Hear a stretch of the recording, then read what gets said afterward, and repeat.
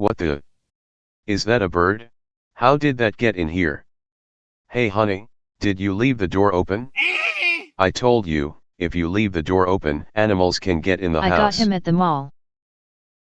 You what? His name is Macaulay Culkin. Get it? Macaw. You bought a bird? We bought a bird. Isn't it exciting? And when did we decide that? Okay, I know you said we should talk about these things before I buy them, but I saw Macaulay on my way to the salon and couldn't stop thinking about him. I guess I just had birds on the brain. This is a real bird-brained idea, alright. What was that? Nothing, dear. What is with that awful screaming? He's not screaming, he's singing. The man in the pet store told me he's a songbird. Go on, sing for daddy. Old MacDonald had a farm, E-I-E-I.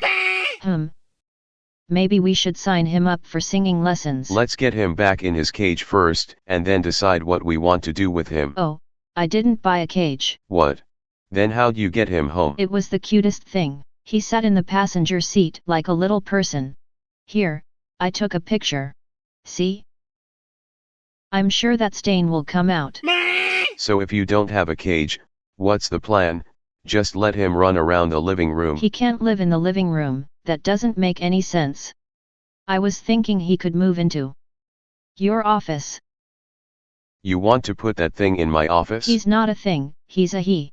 And yes. Not a chance. But honey, your office is the best room for him. It's spacious, and there are lots of windows for him to look out, and my office is not going to the birds, and that's final. He can live in the basement. Oh, don't be selfish. There's enough room in there for both of you. I'm not going to get any work done if he's flying around the room screaming at me. He's not screaming, he's singing. And if your privacy is so important, why don't you move into the basement? It's not about privacy, it's about the principle.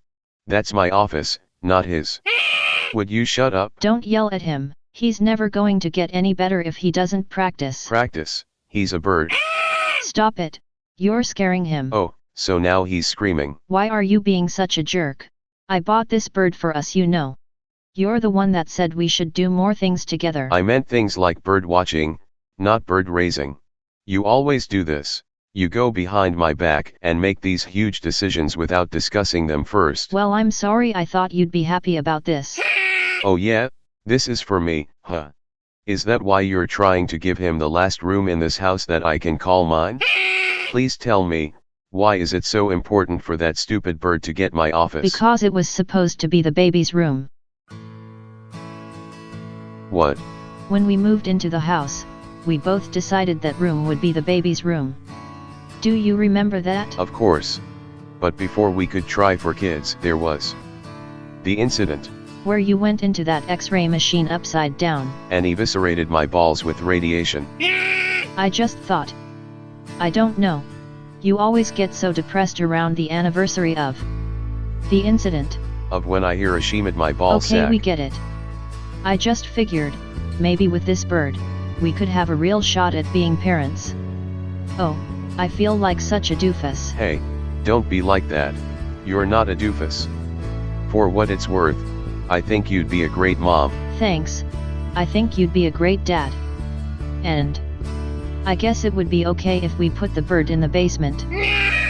No, we can't have the neighbors here screaming coming from our basement. We can share my office. Thanks, honey. I love you. I love you too. Hey, where did Macaulay go? Oh my god. He's flying into that X-ray machine upside down. Macaulay, no. Not again.